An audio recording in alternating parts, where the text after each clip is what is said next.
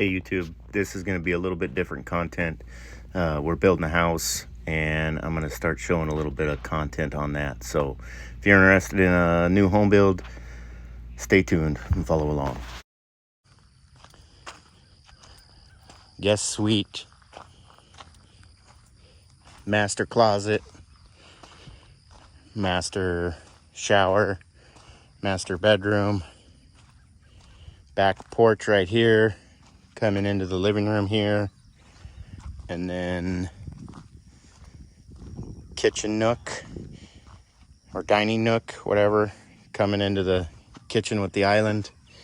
And then out through here is going to be the utility room into the garage, and then there's going to be a garage door that comes out here. And so this whole terrace, I had them push this whole terrace back. Looks like there's still some drainage here issues we got to resolve, but overall kind of extended the backyard out quite a bit.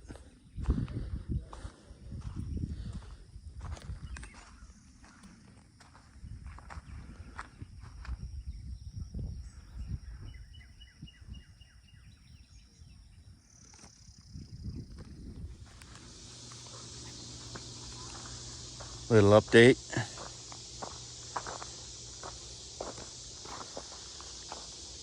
There's the garage,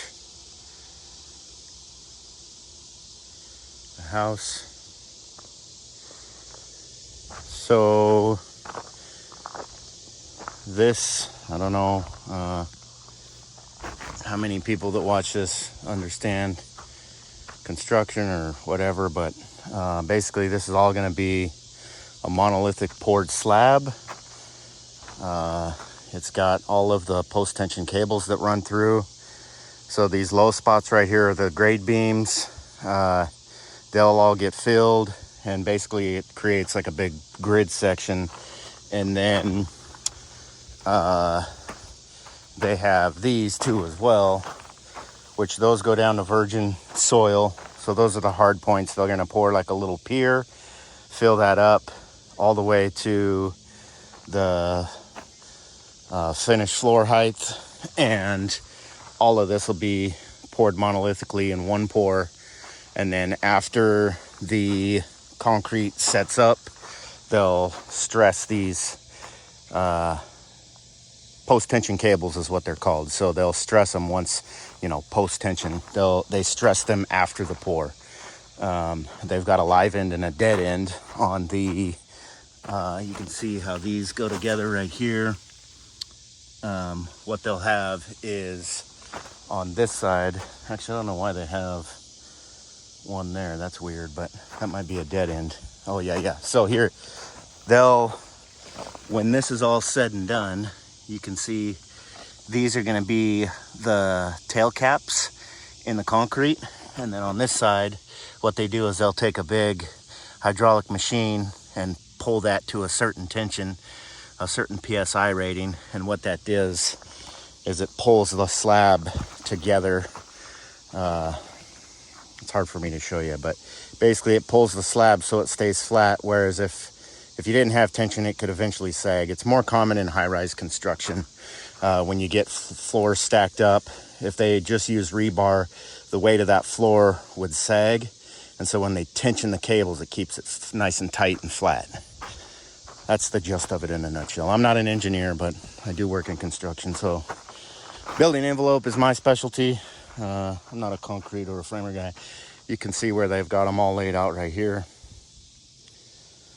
They're still laying those. They're not 100% done. And then obviously this is your vapor barrier. So the reason they put all this plastic down,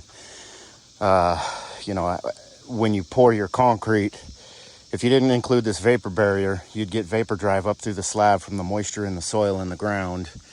And if you had, certain kind of floorings, like if you've got carpet, it's not, wouldn't really probably ruin your carpet. You might get some mold growth and some moisture weeping up through the concrete over time. Or if you had wood floors would be really bad because what happens is that vapor drive will come up through the slab and just, condensate on the top side.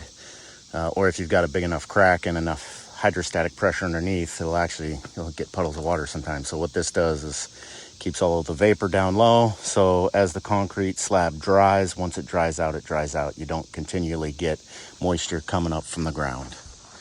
So what they'll do, you can see where they taped all these seams. What they'll do is they'll come tape around all these plumbing penetrations too, and get all of that in there. But yeah, we are engineer is going to come out and inspect Friday, make sure it's good to go, and assuming it is, then we're going to pour Monday.